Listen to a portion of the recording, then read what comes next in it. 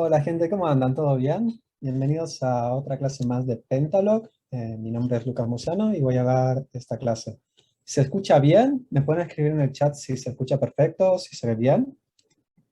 A ver si alguien me escribe. Perfecto. Bueno, largamos entonces nomás. Voy a compartir pantalla. Un segundo. Y ahí estamos. Cualquier cosa, si llega a haber algún problema de conexión o algo, me van diciendo. Arrancamos. Bueno, mucha gente ya seguramente me conoce del canal de YouTube. Tengo un canal de programación, se llama Lucas Moy, justo como mi nombre, pero también hay mucha gente que viene del lado de Pentalog. Básicamente, yo soy un programador, tengo más de 10 años de experiencia, pasé por todo tipo de lenguajes, tanto de JavaScript, PHP, Java, inicié con ActionScript, bueno, probé un poco de todo, por decirlo, ¿no? Y me especialicé bastante en Java. Y la idea de hoy es que vamos a dar una clase eh, orientada a Clean Code. Vamos a hacer un poco de testing también. Y ya del vamos les digo que Clean Code es un tema bastante amplio. No se puede ver absolutamente todo en una hora, pero vamos a tratar de agarrar ese 80% de oro que podemos ver rápidamente y tratar de aplicarlo con algunos ejemplos simples y no caer demasiado en lo teórico. De todas formas, esta clase va a ser interactiva. Ustedes pueden ir preguntando si tienen alguna duda y yo voy a tratar de estar atento al chat por cualquier cosita. Perfecto. Dejo por acá el chat, así lo tengo un poquito a mano. Y vamos viendo un poco a ver de qué trata esto de Clean Code. Ya del vamos, un poco la palabra clean code nos dice un poco código limpio. Y antes que nada me gustaría arrancar por este gráfico, que es una tontería, pero que si todos tuviéramos más presente este gráfico a la hora de trabajar en el día a día, evitaríamos una inmensa cantidad de problemas. Y es el costo de errores por etapa a la hora de hacer algún desarrollo. Acá tenemos un ejemplo de distintas etapas. Obviamente estas etapas, bueno, pueden variar de empresa a empresa, pero acá tenemos como un modelo en general. Comencemos con los requisitos, con lo que hay que desarrollar. Después pasamos al diseño o análisis de estas tareas, a la programación, a la implementación. Después se realizan testings, pasan a que lo revisen functional test y por último pasa a producción. Lo interesante es que mientras más lejos de la etapa, o sea, mientras más cerca de producción encontramos un error, el costo para arreglar este error es muchísimo más alto. ¿Con costo a qué me refiero? A todo lo que involucra, todos los recursos humanos que involucra para poder arreglar ese error. Entonces, si nosotros detectamos que algo está mal en un lugar más temprano, el costo que va a tener para solucionar ese error va a ser muchísimo menor. Por ejemplo, supongamos que tenemos un requisito, que tenemos que desarrollar algo. Y nos damos cuenta que apenas nos dan la tarea hay algo que no está del todo especificado. Y bueno, perfecto, se habla, se decide ahí en el momento, o bueno, se investiga o lo que sea necesario, pero ya se soluciona el problema del vamos en el requerimiento. Parece una tontería, pero esto no suele pasar. Muchas veces hay veces que los requerimientos no están bien definidos, se suelen estirar, y hasta inclusive ese error se descubre recién cuando estaba en producción por un requerimiento que no estaba bien definido. ¿Y qué sucede? Cuando tenemos un error en producción, solucionar este error va a involucrar un montón de costes. Primero, por ejemplo, el reporte de un cliente que encontró el error en producción. Quizás si era muy crítico este cliente hasta inclusive se puede dar de baja y ahí tenemos menos ingresos para la empresa. Después, ahí ya entra la persona de soporte técnico para ver qué es lo que está sucediendo. Empieza una etapa de análisis, como es un error en producción, suena como una emergencia. Entran muchas personas a analizar qué es lo que está sucediendo hasta encontrar cuál es el error. Y puede pasar en horas fuera de costo, puede suceder esto a las 3 de la mañana, A mí me pasó trabajando, por ejemplo, en Hewlett Packard para el cliente de American Airlines, de que me sonaba un llamado de emergencia a las 4 de la mañana de un error que había en producción y había que revisar qué está sucediendo. Y es ese momento en que te despertás, agarrás el celular, hablando en inglés, no entendés nada de qué está pasando, pero ese es el proceso normal de trabajo. Resumidamente, mientras más cerca esté de producción el error, más costo es. Así que hay que tratar de encontrar los errores antes. Y lo curioso es que más del 50% de los errores, ¿saben en qué etapa está? Aquí, en los requerimientos. Y es muy interesante porque más del 50% de los errores podría ser totalmente evitable. Y algo que está bueno para poder, ya vamos a evitar estos errores, es en el equipo de trabajo desarrollar un documento que se llama en inglés, Document of Ready, y soy un switch de inglés a español, que significa qué especificaciones tiene que tener una tarea para considerar que está lista para comenzarse a hacer.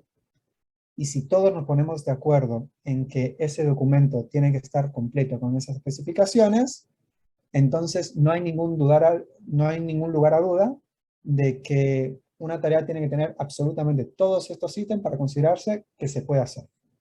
¿Qué sucede si no tiene algunos de esos ítems? Que no se hace, así de simple. Y ahí va a pasar lo típico de que es una emergencia, de que hay que hacerlo rápido, de que hay presión por el lado del cliente. No importa, si nos pusimos de acuerdo en que tiene que cubrir todos estos requerimientos, una tarea para que recién se comience a hacer, se debe cumplir. En todo caso, bueno, se cambiará el acuerdo que hay entre el equipo de trabajo. Bueno, avanzamos un poco más.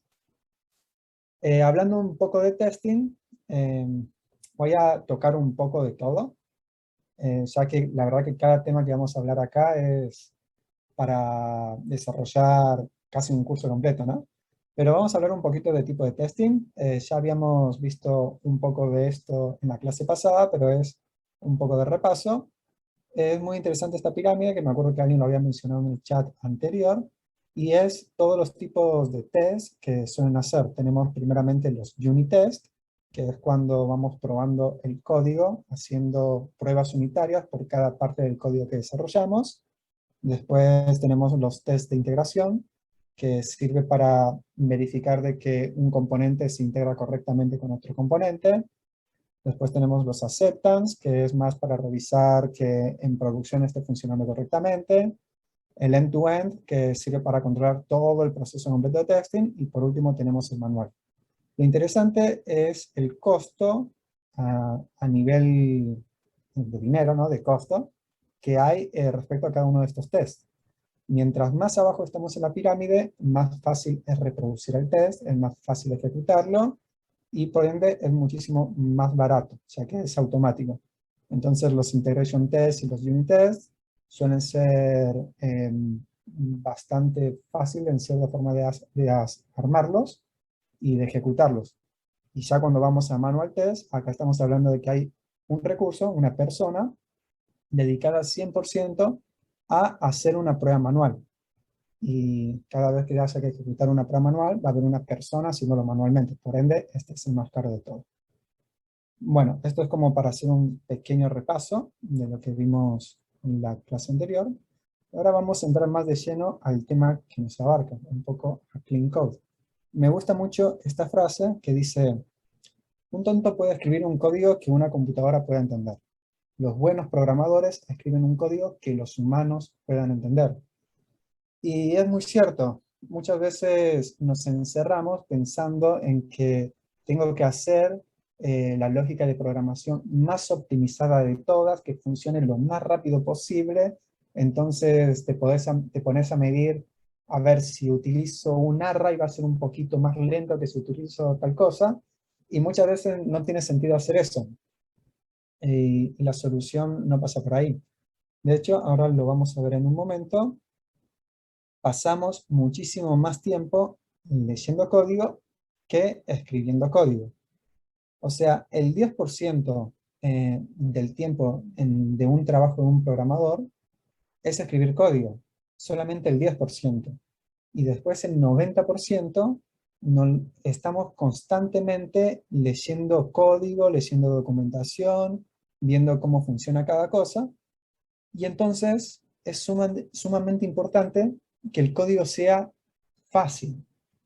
Y es difícil eso. Es muy difícil que el código sea fácil, que sea simple de entender.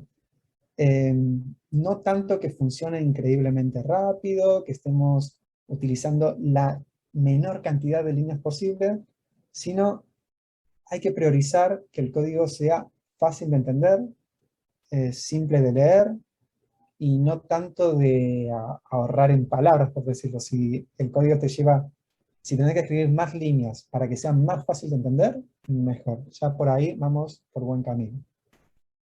También me gusta mucho esta frase, que bueno, se puede aplicar tanto a la programación como a la vida en general, que es tratar de dejar el mundo un poquito mejor de lo que estaba. Y esta es la típica frase de Boy Scout. Y en programación se aplica mucho, porque al final, cuando nosotros estamos programando en un proyecto, es una constante, ¿cómo se podría decir? Convivencia entre, primero, todos tus compañeros programadores y además en el pasado. Porque todo lo que alguien alguna vez escribió te va a estar afectando a vos. Y uno lo que tiene que tratar de hacer es cuando entra en un proyecto, es, por más de que sea horrible el proyecto, por más de que esté mal programado, de que sea un desastre, de que haya un montón de cosas que están mal, es tratar de dejarlo mejor de lo que estaba. No necesariamente vas a tener el código más perfecto de la historia, en el que esté todo definido, sino por lo menos dejarlo mejor de lo que estaba. Y ya en ese camino, en algún momento, va a quedar un código bueno. Ok, avanzamos un poco más y ahora sí entramos más a tema de Clean Code. Veamos algunos ejemplos de cómo podemos mejorar nuestro código. Primero, la nomenclatura, de cómo podemos hacer variables o funciones que sean más fáciles de entender. Muchas veces nosotros escribimos variables y lo ponemos lo más acotado posible, de esta forma. Y la primera persona que lee esto no entiende absolutamente nada. Y quizás esto era una abreviación de una variable que era esta, createDateTime, que era la fecha de creación. Súper simple, pero este detalle, por más obvio que parezca, no suele ser tan obvio, y conozco muchísimos programadores que aman los acrónimos. Y pasa mucho esto en programación, que no sé, tenés un servicio que se llama Report Management Service, es un servicio que maneja reportes, y le ponen de nombre RMS. Y siempre se refieren a ese servicio como RMS y lo ponen en todo el código, en toda la documentación con ese acrónimo. La realidad es que si no te sabes los acrónimos, es un lenguaje que no puedes entender. Se hace sumamente difícil. Y no poner el acrónimo no te cuesta nada. Es cuanto un par de letras más y es muchísimo más fácil de entender. Eso como primera regla, ¿no? Después, obviamente sí hay acrónimos que ya después se hacen constantes para todos los programadores, como por ejemplo se me ocurre ahora XML, y obviamente no vas a escribir todo el significado, ¿no? Es obvio, pero bueno. Después, tenemos que utilizar nombres acordes al negocio. Acá tengo, por ejemplo, dos funciones. La primera función dice multiplicar número y dividir porción. Sí, está claro lo que hace. Le vamos a pasar un número, a ese lo va a multiplicar y después, bueno, lo va a dividir por 100. Más o menos se entiende. Pero de todas formas, es como que esta funcionalidad tiene que estar acorde a lo que representa en el negocio real. Nos tenemos que acordar que un sistema, un programa, es una representación del mundo real. Y lo que tiene que tratar de intentar hacer es emular todo el lenguaje que se maneja en el negocio. Entonces, queda muchísimo mejor si esta función se podrá llamar calcular precio con descuento. Y se entiende ahí que estamos hablando de un precio, que es un porcentaje de descuento, y es más fácil de entrar en materia y saber de qué estamos hablando. Ya en un momento vamos a pasar a un ejercicio práctico que tengo preparado para esto. Solamente no los quiero hartar tanto eh, con material teórico. A ver qué dicen acá. Perfecto. Hola Hugo, saludamos. Bien, acá tenemos otro ejemplo de nomenclatura, que hay que tratar de ser simple y profesional. Muchas veces estamos tentados de hacer el código un poco más divertido, después de estar horas y horas programando, bueno, poner un pequeño chiste en el código, como, no sé, let it go, que es déjalo ir, y esta función haría referencia a eliminar. Pero eso a la larga se vuelve más complejo, no todos tienen nuestro mismo sentido del humor, y por eso hay que tratar de ser lo más simple y profesional, por más divertido que sea. Ya hay otros lenguajes de programación que son para divertirse y hacer lo que quieras. Hay un lenguaje de programación, no recuerdo bien el nombre, que tenés que programar como si estuvieras escribiendo una obra de Shakespeare. Entonces, es imposible hacer un programa con eso, pero que te vas a divertir programando, sí, seguro. A ver qué dice Luis. Quizás pensar el nombre adecuado en métodos y variables toma un poco de tiempo. Totalmente. De hecho, es lo típico, que uno está programando constantemente y tiene que pensar un nombre y se frenó. Y pasan horas y mira el horizonte y piensa acerca de su vida. Y eso es lo que a veces puede llevar más tiempo. Ok, vamos a la siguiente. Ah, había una cosa más acá que no dije. Utilizando un macro del negocio, no, esto está repetido. Acá. Bueno, también está no usar números mágicos. Números mágicos se les dice cuando tenemos un número que no tenemos ni idea de qué hace. Por ejemplo, acá podría ser, si la cantidad es mayor que 6, a la cantidad ponerle 6. Y uno dice, pero ¿qué es 6? Uno más o menos puede adivinar, pero hay que tratar de dejarlo lo más simple posible. Y en este caso, quizás 6 podría haber sido la máxima cantidad. Entonces, ahí el lenguaje queda como, si la cantidad es mayor que la máxima cantidad, entonces que la cantidad sea igual a la máxima cantidad.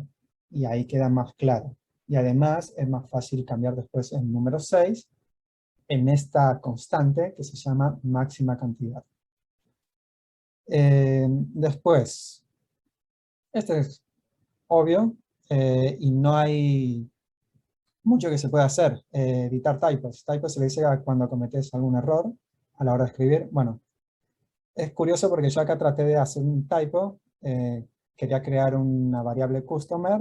Y acá ponía como que me equivocaba en la R y en la E. Pero sin embargo me equivoqué realmente poniendo la C en la mayúscula. Esto en realidad debió haber sido en minúscula. Pero un typo básicamente es cuando escribís algo mal y se te cruzan. Obviamente hay que evitarlos, pero no se puede hacer mucho, eso es más de experiencia. Y si encontrás un typo, hay que arreglarlo, porque si no ese error se escala y de repente está en todo el proyecto ese error. Me acuerdo en un videojuego que se llama Hellblade, que había un monstruo, un ogro, pero en inglés se escribe ogre, y lo habían escrito con orge, o sea, cruzaron la G y la R, y la R. Y ese error escaló, pero en absolutamente todo el proyecto, en todos los archivos de sprites, en la base de datos, en archivos de configuración, en todos lados, y ya era imposible quitar ese error. Bueno, avanzamos un poco más, entonces hacía grandes rasgos, ¿no? Después tenemos en los métodos. Un método tiene que hacer solamente una cosa. Si tu método o función está haciendo más de una cosa, lo tenés que separar en dos métodos diferentes y que cada uno haga solamente una cosa. También hay que tratar de evitar demasiados parámetros, ya si tu método está esperando 8 parámetros, hay algo que anda mal ahí. Seguramente todos estos parámetros se pueden transformar en un objeto, en una clase, para que reciba solamente un objeto. Después, intentar que no tenga demasiadas líneas de código. Esto es súper habitual. Y yo por lo general, no hay un número de esto, ¿no? Pero yo por lo general Trato de que no tenga más de 10 líneas de código. Si suele tener más de 10 líneas la función, ahí ya la trato de separar en dos funciones. Porque esto, bueno, nos lleva al próximo ítem que dice no poner comentarios. Lo que suele pasar cuando haces funciones y métodos que son demasiado largos es que después no se entiende bien qué es lo que está haciendo internamente. Y el próximo paso es empezar a agregar comentarios dentro de la función explicando qué es lo que hace en cada paso. Bueno, eso no es una buena práctica. Lo ideal es dejar funciones muy reducidas y tampoco hace falta ponerle comentarios a la función, porque ya el nombre de la función es la documentación, por decirlo. El nombre de la función ya te dice qué está haciendo. Si la función se llama, no sé, calcular salario, bueno, ya sabes que esa función lo que hace es calcular el salario. Si internamente está haciendo demasiadas cosas, tenés que separarlo en cada función y cada función va a tener su nombre. Y leyéndolo vas a saber lo que está haciendo. Y de esta forma se evita el uso de comentarios. Y a la larga prácticamente el código no debería tener comentarios. Por ejemplo, si tenés un código comentado que no se está usando, eso se borra. De última, si lo necesitas para más adelante y seguramente era un código viejo, tenés que utilizar un control de versión como GitHub, ver las versiones anteriores y ahí vas a tener el código si lo necesitas, pero si no se está usando se borra, es así de simple.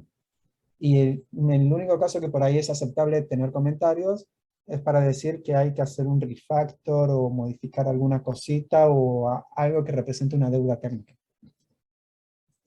Otra buena práctica, bueno, en realidad mala práctica es cuando tenés demasiados if dentro de una función. Ahí también hay que tratar de acotarlos. Ahora pasamos a la práctica si esto no se hace demasiado largo. Esto también pasa cuando haces commits demasiado grandes, que tenés, no sé, una refactorización de un código, lo formateaste, modificaste un montón de cosas, y después la persona que tiene que hacer el code review no entiende absolutamente nada, porque tiene 40 archivos diferentes y se hace sumamente difícil de leer. Entonces, una buena práctica, y lo que te va a hacer ser un buen programador, es tratar de hacer commits más ordenados, y no hacer commits en el que estás haciendo demasiadas funcionalidades al mismo tiempo, sino mucho más commits y pequeños. Después, bueno, código duplicado, es obvio, tu código no debería tener código duplicado. Y la última es dead code, que esto es cuando hay veces que hay un código que no está haciendo nada y está ahí y no lo llama nadie. Bueno, eso hay que borrarlo, es así de simple. Esto fue a grandes rasgos, un montón de parámetros como para saber cómo hacer mejor tu código. Y ahora lo vamos a pasar a un ejemplo práctico. Acá teníamos el concepto de principio SOLID, pero mejor pasemos a algo práctico, así esto no se hace tan tedioso.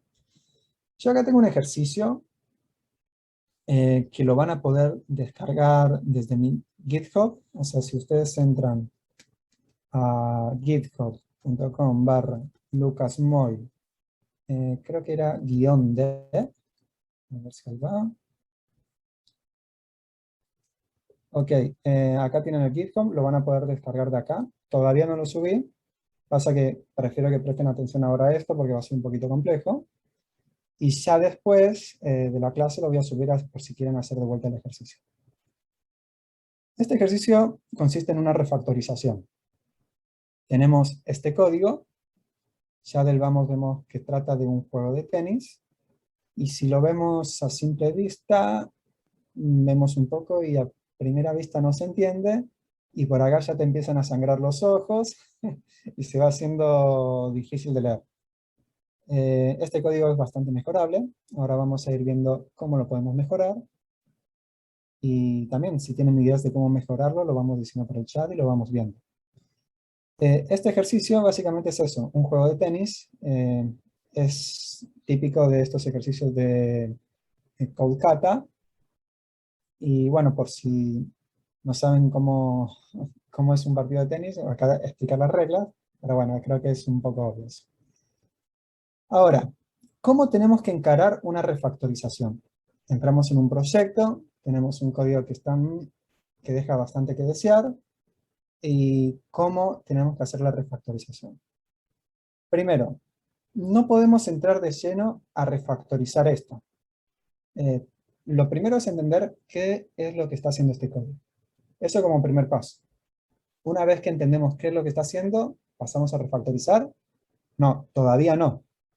Tenemos que estar seguros de que tenemos unit tests que están probando este código de la forma correcta, y una vez que tengamos los unit tests hechos, recién ahí podemos refactorizar porque vamos a estar seguros de que no vamos a romper nada. Ya que si rompemos algo, va a saltar un unit test diciendo que hicimos algo mal en la refactorización y nuestro código va a seguir fluendo. En este proyecto solamente tengo esta clase que se llama TennisGame y una más que se llama TennisTest, esta de acá. Y como vemos, acá ya tenemos armados los tests. Acá verifica de que, bueno, de que todo el código funcione correctamente. Entonces, como ya tenemos armados los tests, podemos tranquilamente realizar la refactorización, porque ya tenemos tests armados para este proyecto. Pero quédense con eso. Si van a hacer una refactorización de un legacy code es cuando es un código viejo, asegúrense de tener hechos los unit tests para poder estar seguros de que no van a romper nada. Si no, después acá están expectantes a ver si hay algún error en producción, si alguien se queja, y no. Bien, veamos un poco ahora el código. Entonces, es un juego de tenis.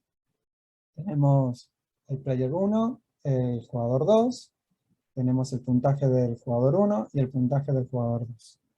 Vamos a arrancar con lo simple, lo fácil. Ahí ya Hugo tiró la posta. Pregunta, ¿podemos crear una clase para un player? Exactamente.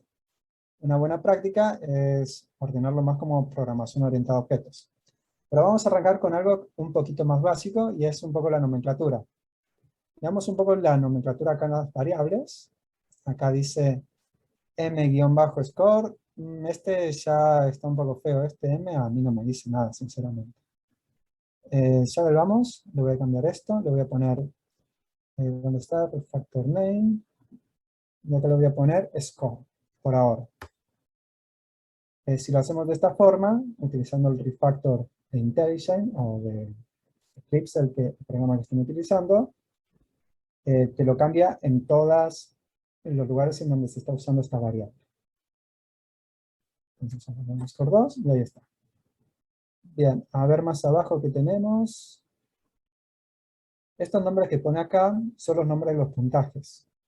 Estos yo no lo sabía, pasa que no soy muy del tenis. Pero cuando el puntaje va a 0 en un partido de tenis, love significa 0. Se le dice 0 al puntaje love. Después 15 es cuando vale 15, que sería cuando hicieron un punto. Después 30 es 30, cuando ya van 2 puntos. Y bueno, ya después es cuando hacen el Deus, cuando están empatados. Esto de que van 15 y 30 y estos puntajes, el Deus es cuando van 45, es porque se utilizaba un reloj para medir los puntajes y pasaba de 0 a 15 minutos como para marcar un avance del puntaje. Bien, pero bueno, eso ya es de tenis, no les sirve de nada. Ok, acá de nombre de variables no veo mucho por ahora. Eh, Esta función está demasiado grande. Tiene como 30 líneas de código. Esta habría que acortarla. Así que podemos arrancar por lo que dijo Hugo, ¿vale? Vamos a hacer una clase. Acá voy a crear una clase que se llame player. Ahí la tenemos. Y en esta clase vamos a poner el puntaje. Ahí está. Uy, lo escribí mal. ¿Qué más tenemos que poner? Acá tenemos el nombre. podríamos ponerle el nombre también. Target string name. Perfecto. Bien, y le hacemos los getters y setters. Ese podría hacer también con Lombok, pero bueno. Lo hacemos con esto que lo tenemos en esto. Getters y setters. Y también vamos a hacer un constructor.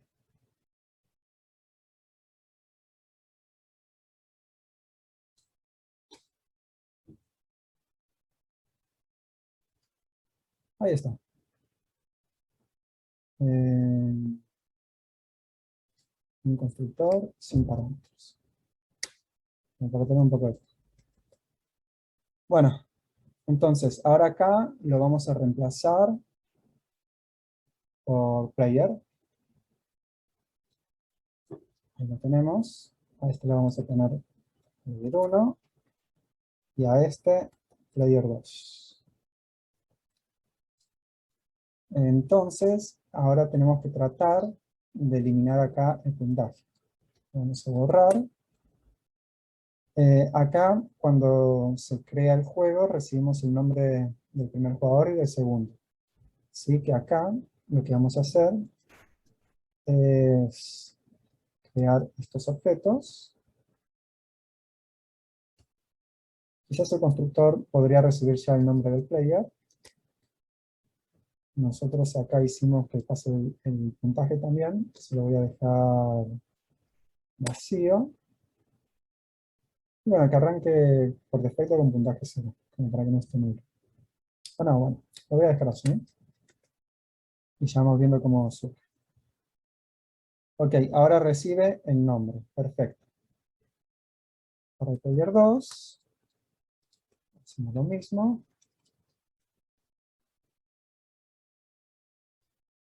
Y ahí tenemos el puntaje. Excelente.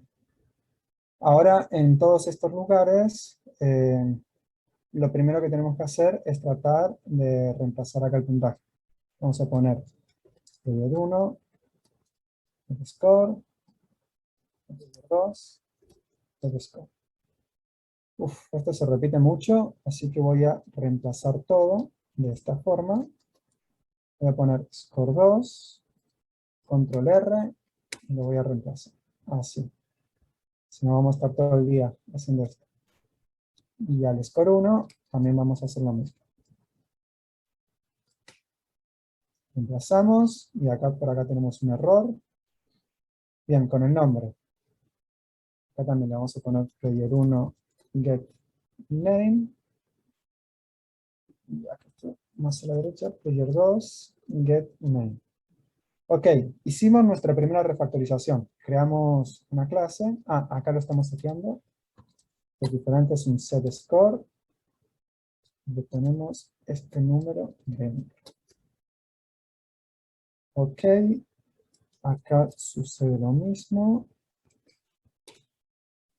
Y acá aumenta 1. Bueno, para hacer esto voy a hacer un get. Le pongo más 1. Bueno, hasta ahora simple, ¿no? Va a complicar, quédense tranquilos. Hicimos nuestra primera refactorización.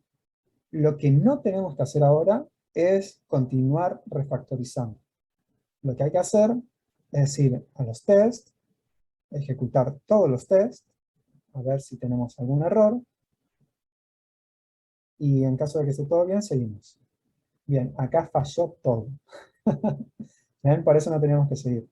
Entonces, acá vemos el error, a ver qué nos está pasando.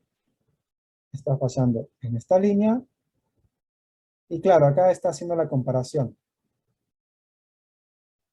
Claro, yo le puse un integer, así como dice Arturo, y esto por defecto vale null. Entonces, probemos a ver si le ponemos score igual a 0 por defecto, a ver si con eso funciona. Play. Maravilloso. Ojo de águila, ahí Arturo. Perfecto. Bien, entonces ahí tenemos nuestra primera refactorización. Ahora tenemos que continuar, a ver qué más podemos hacer. Esta parte, bueno, quedó bien. Eh, ok, a ver qué está haciendo esta parte del código. Bien, acá está como tratando de calcular el puntaje.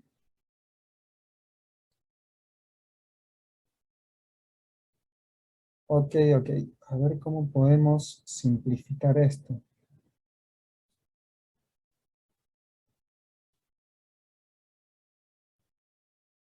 Acá esto devuelve el puntaje, eso está clarísimo. Y hace todo este cálculo gigante para devolver el puntaje. Habría que tratar de separarlo en funciones. Bueno, acá, ¿qué estará haciendo? Pone player 1, get score. Si tienen el mismo puntaje, están en Deus. Eso está clarísimo. Ok. Entonces, quizás a esto lo podemos separar para preguntar si los puntajes son iguales. Entonces, miren, vamos a hacer otra función, acá abajo, que se va a llamar lo siguiente. Va a ser un booleano y va a preguntar si los puntajes son iguales. Score are equals. Yo lo escribo así porque suelo escribir en inglés. Y acá ponemos si el player 1 get score es igual a player 2 get score. Ahí lo tenemos. Entonces, ahora acá arriba, ¿en dónde es? Acá. En vez de poner esto, ponemos los puntajes. ¿Son iguales? Bueno, entonces ahí es un poquito más fácil de leer. Dame un segundo que cierro la ventana. Se largó a llover con toda la furia acá. Bien, perfecto. Entonces, acá que tenemos un número mágico. Acá pone si el puntaje es igual a 3. Entonces, habría que cambiar este número para que sea más fácil de entender. El 3 haría referencia a 40 en este caso. Pero esto ya es de tenis, miren, se lo voy a escribir acá. 0, el puntaje 0, dijimos que es low. 1 vendría a ser un cuarto. 2, 30. Y 3, 40. Esa sería más o menos la puntuación en tenis. Y hay que tratar de utilizar las reglas de negocio del proyecto. Entonces, a este número le voy a poner refactor, introduce constant, y acá vamos a poner score por. Y ahí quedó mucho más fácil de leer. ¿Ven? Entonces acá score 40 vale 3. Perfecto.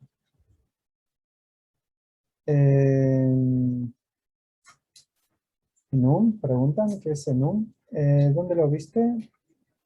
Dice por acá enum. Bueno, un enum. Ah, acá pusieron. Claro, se podría haber hecho con un enum también. Exactamente. Un enum vendría a ser una forma de organizar esto. Es más, quizás creo que quedaría mejor. Hagamos un enum. Para hacer eso ponemos una nueva clase y acá elegimos enum. Ponemos score, ¿les parece? Y en este enum ponemos 40. ¿Cuáles serían los otros? 50. Me hago lío con los nombres.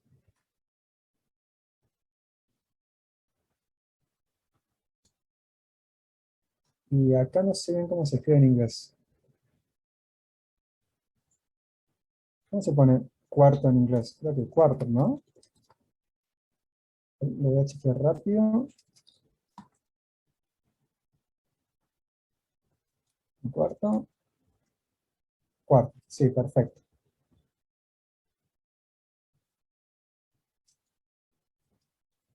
Ahí está. Bien, ahí tenemos los tres. Lo único, los cuatro. Lo único, estos no tienen puntaje. En un enum, para ponerle puntaje, ahora lo vamos a ver. Pero en este caso, en isGame, en vez de poner esto, lo vamos a traer del enum. Entonces va a quedar mucho más prolijo. Acá vamos a poner score 40. ¿Lo he escrito bien? ¿Perdón? Sí. Quedaría, la idea sería utilizarlo de esta forma.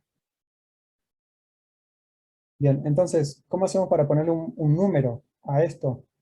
Lo que podemos hacer es crear una variable, que sea el número, podría ser score, la ponemos así en minúscula, y le creamos un constructor.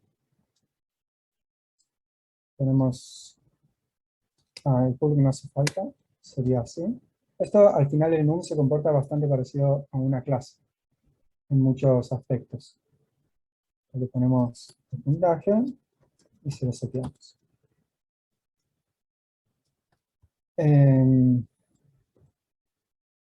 Este constructor, ¿saben dónde se va a ejecutar? Acá arriba. Cuando lo eso es lo difícil de trabajar en los enum. Seguramente si esta es la primera vez que ahí preguntaban qué es un enum y lo ven de esta forma que lo estoy explicando, se van a preguntar qué tipo de clase es esta tan extraña, ¿no? Pero bueno, funciona así. Entonces este va a valer 0, este va a valer 1, 2 y 3. Ahí está. Y habría uno más que es el Deus, este de acá. Entonces, ponemos Deus, 4. Y ya está.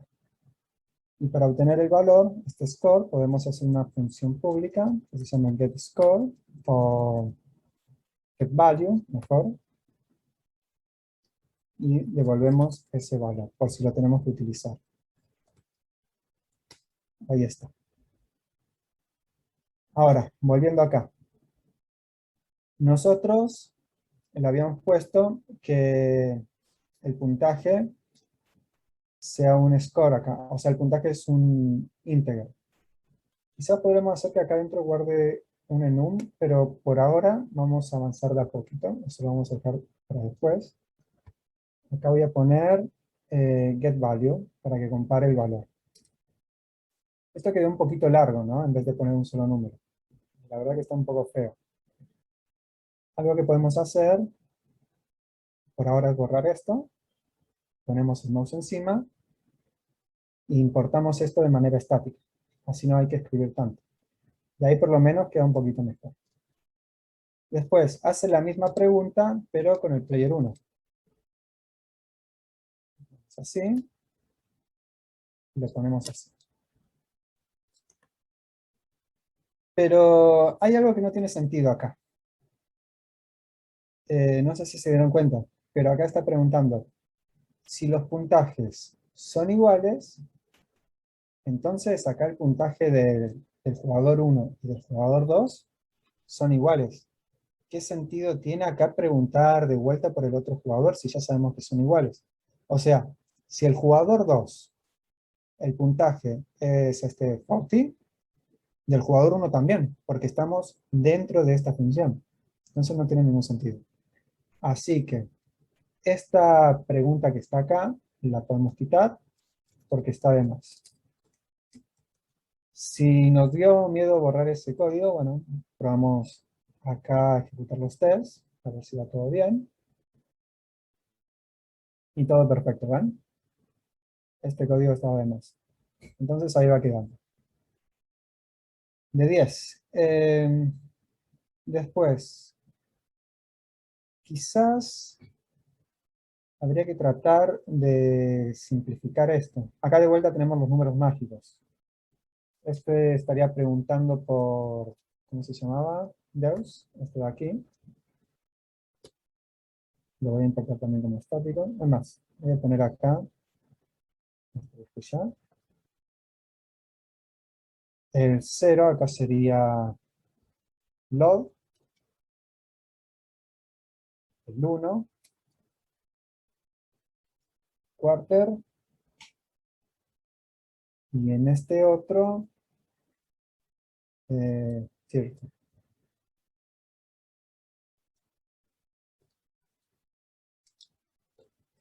perfecto, ahí está.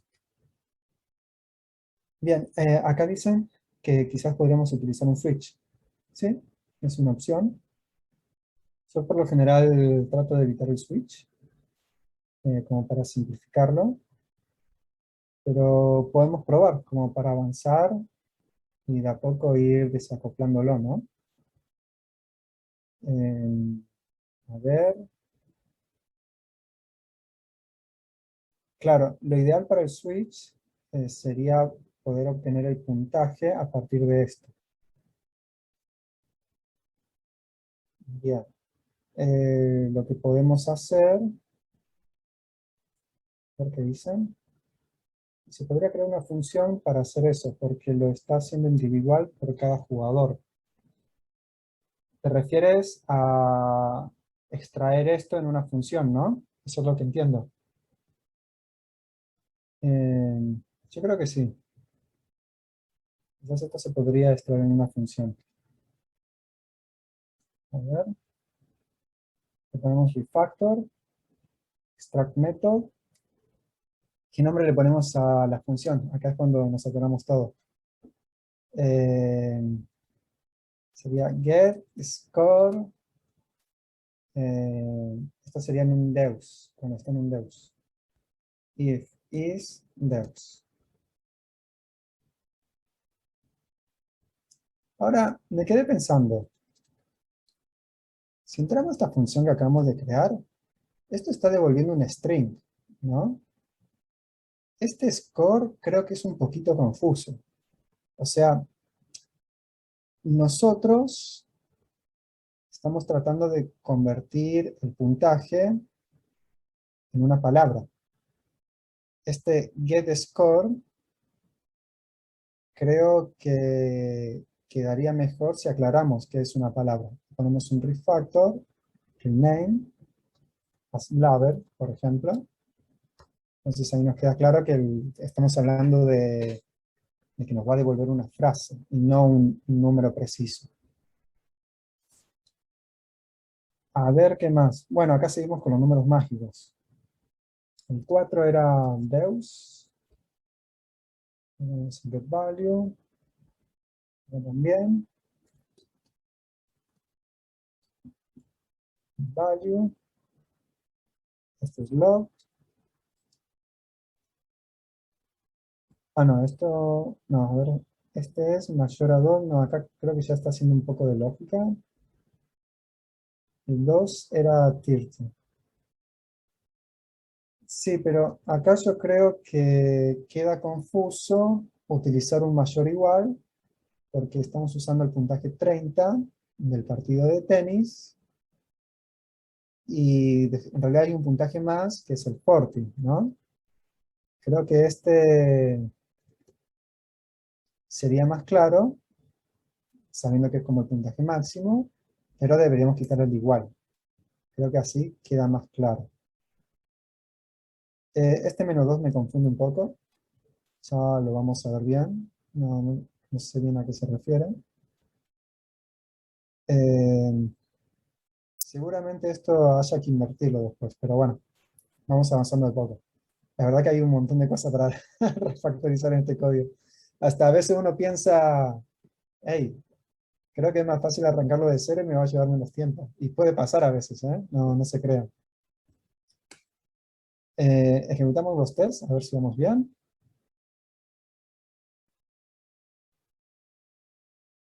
Bien, acá cometimos un error, por eso es importante ir ejecutándolo de a poco. Y acá me parece que fue en ese mayor igual, creo que ahí debía haber cometido algún error. Vamos a poner control Z, lo voy a dejar ahí.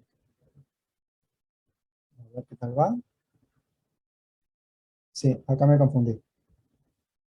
El 2 no era un número mágico, es la diferencia que debe haber entre puntajes. Ah, tenés razón.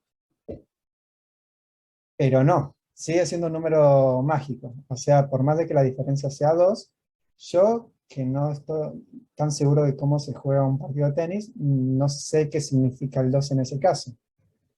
Acá también habría que poner un refactor, un introduce constant, y explicar acá eso que dijiste, la máxima diferencia. Entonces sería max difference score. ¿Les parece? ¿Está bien escrito así o cómo lo ven? Pero ahí tiene más sentido. ¿Ven? Por más de que sigue siendo un número mágico, porque uno si no, no se da cuenta a qué se está refiriendo. Y en este for, seguramente este 2 de acá también haga referencia a algo de esto.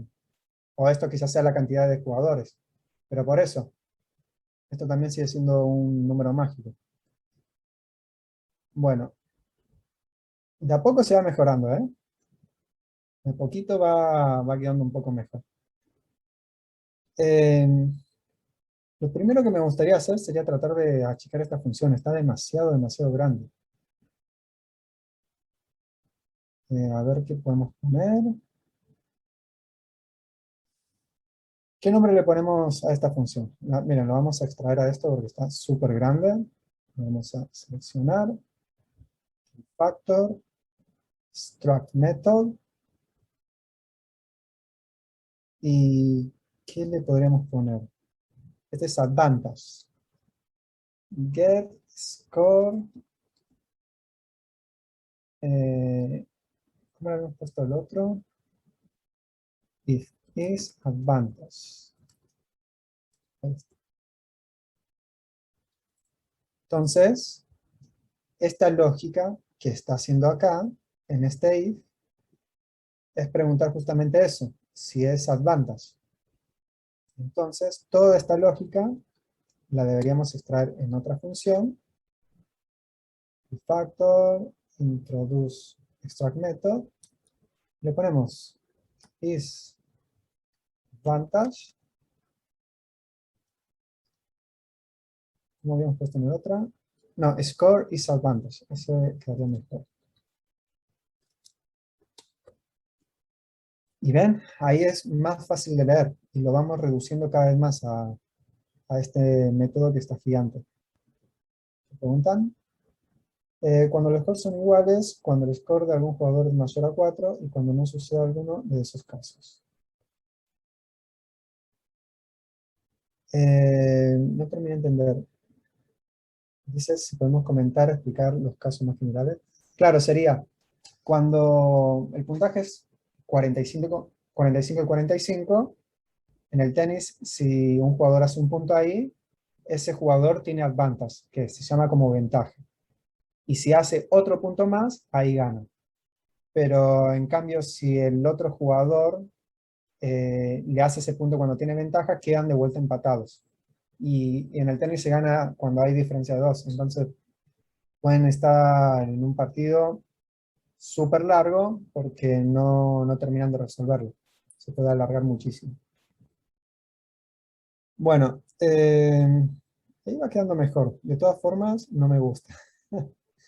Este caso, ¿cuál sería? Cuando no es ninguno de los otros dos. Este sería el puntaje común.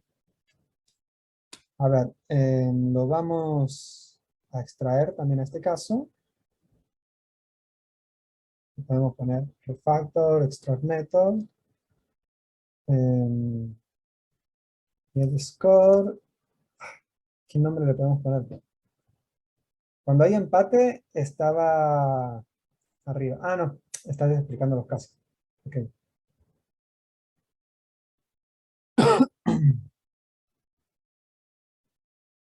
Este le vamos a poner. mm, bueno, lo dejo ahí por ahora. A ver si a alguien se le ocurre algún otro nombre. Así es, lo está concatenando acá el switch. Si vemos, claro, porque pone, sería este el ejemplo, miren, Pauti, log, jugador 1, 40, el jugador 2, 0. Por eso lo está concatenando. Está mostrando el puntaje de ambos jugadores. Quizás lo ideal sería que muestre el de uno solo y que concatene el de uno y el de otro.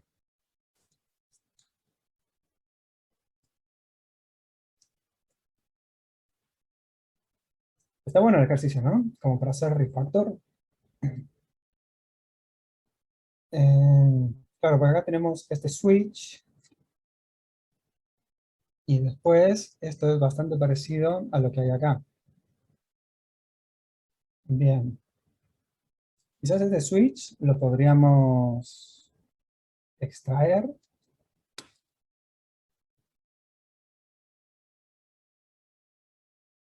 Vamos a poner otro método.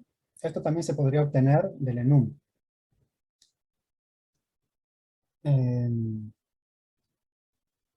Get score name, por ejemplo. Y acá abajo, en esta parte, creo que lo podremos reutilizar, ¿no? Get score name. Y le pasamos el score.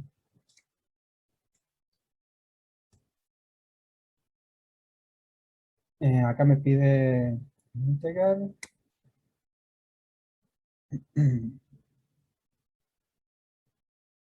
Ah, esto está mal.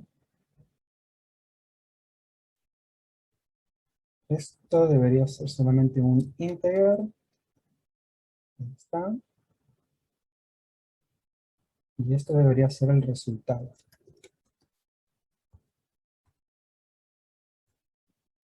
Ahí queda un poco mejor.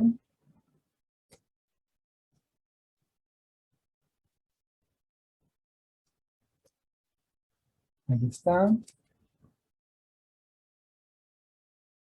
Ok, entonces ahora sí obtenemos el nombre acá. Y lo podríamos ahora sí concatenar.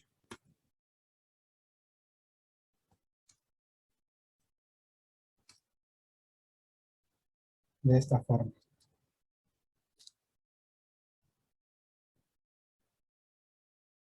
Bien. Medio confuso, ¿no? Está bastante confuso este código. Es como que tiene bastante por mejorar. Yo le voy a dejar el código en mi GitHub, así con todos los errores, no con este refactor que estuvimos haciendo. Si les interesa como para aplicar y ver qué cosas se pueden mejorar, y es más, si me lo quieren enviar y quieren que lo revise, yo no tengo ningún problema. Me lo envían y lo vemos. Pasa que hay muchísimas cosas que se pueden hacer. Este for también está medio feo. Eh, También me parece que por acá hay algo de código muerto. Pero bueno, lo importante es dejar el bosque mejor de lo que estaba, como habíamos dicho. Puedes encontrarte un proyecto que sea horrible, que tenga un montón de problemas por todos lados, pero bueno, tratar de por lo menos dejarlo un poquito mejor. Esto creo que sería eso. Ahí está. Eh, Creo que lo vamos a dejar acá por ahora. Acá dice Hugo, quizás alguien que sepa de tenis lo entienda mejor. Y sí, obviamente es importante entender primero las reglas de negocio antes de lanzarse, ¿no?, a meterse en el código. ¿Alguien tiene alguna duda, alguna pregunta que me quiera hacer antes de completar la clase? Dame acá por el chat, solo os estoy leyendo. ¿Tienen alguna duda con Clean Code? ¿Algún aspecto en particular? Acá, como ven, de las cosas que hablamos de Clean Code, estuvimos tratando de hacer un poco de todo. Primero, revisar de que tenga los tests. Después, bueno, empezar a refactorizar de a poco, tratar de que las funciones no sean demasiado grandes, tratar de utilizar nombres más simples, y así de a poco. Em, pero bueno, por lo menos se mejoró un poco. Esta función era de 200 líneas de código más o menos, y ahora quedó de 30. Es mucho más fácil de leer. ¿Cambia o hay algo diferente a aplicar Clean Code con Spring? Hay cosas que se suman, totalmente.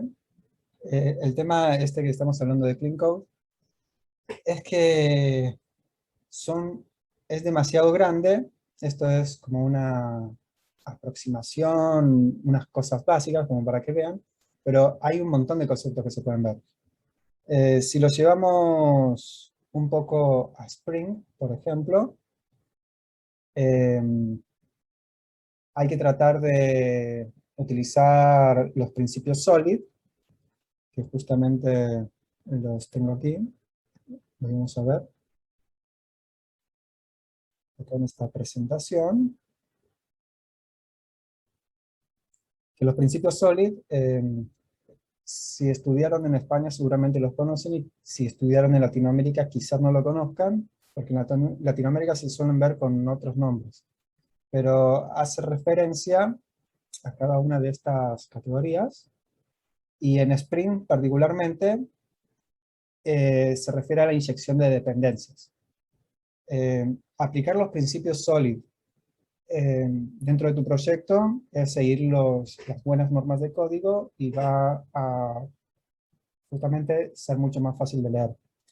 La inyección de dependencia, que es la I de Solid, justamente en Spring se aplica muchísimo cuando hacemos un auto while y creamos un componente, y es tratar de que un componente no tenga una dependencia directa sobre el otro, sino que esté abstraída por una interfaz. Y simplemente inyectar esa dependencia, y el día de mañana va a ser más fácil de reemplazarlo.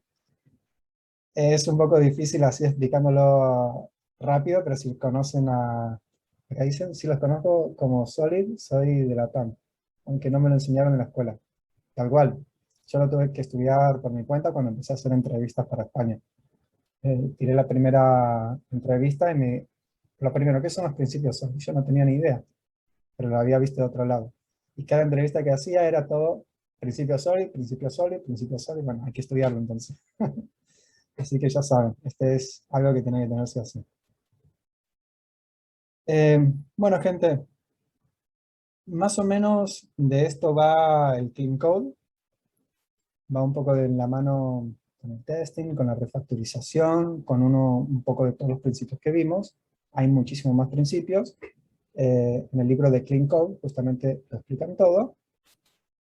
Y no mucho más de esto. Espero que les haya gustado mucho la clase. Si me quieren contar algo, si tienen alguna duda y quieren que le responda, me pueden escribir por mi Instagram, que es lucasmoy.dev. Y yo podría hacer una siguiente sesión. Y habría que planear. Yo había hablado de hacer estas 2 sesiones con Pentabar, y ya podríamos ver quizás de hacer otra próxima. Pero por el momento no había una tercera sesión planeada. Pero si les gusta este tipo de sesiones así más interactivas que vamos hablando, podemos armar otra sin ningún problema. Más. Luis pregunta, en Android, ¿es recomendable utilizar la arquitectura MVN o otra arquitectura y acompañarla con Clean Code para una mejor estructura del proyecto? ¿Consideras un Clean Code como un tema avanzado para aprender? Bueno, voy a arrancar primero con la última pregunta. El Clean Code no es que es un tema avanzado, sino que es un tema de buenas prácticas. Y yo creo que va muy, muy de la mano a no agarrar vicios. Esto pasa mucho cuando uno entra a trabajar en una empresa chica y en que se tiene que hacer todo rápido, todo veloz. Ahí es cuando uno empieza a agarrar un montón de vicios y mañas a la hora de escribir código, que después es muy difícil de sacarlas. En cambio, si una persona entra a trabajar directamente en una empresa grande, no son todos los casos, pero suele pasar de que un montón de buenas prácticas ya las están aplicando y no gana esos vicios. Entonces, lo ideal sí es aplicar Clean Code desde el momento cero. No quizá cuando apenas estás aprendiendo a programar, pero bueno, cuando ya estás listo como para un primer trabajo, ahí ya puedes aprender más de Clean Code y aplicar algunas prácticas. Y respecto a lo de utilizar arquitectura en MVVM, ahí yo no sabría decirte porque no estoy especializado en Android, sí realicé aplicaciones, pero yo estoy más orientado a la web, al backend. Así que bueno amigos, espero que les haya gustado mucho esta sesión y ya veremos de hacer otra próxima, les estaré avisando. Gracias Hugo. Bueno, nos vemos gente, hasta la próxima, chao.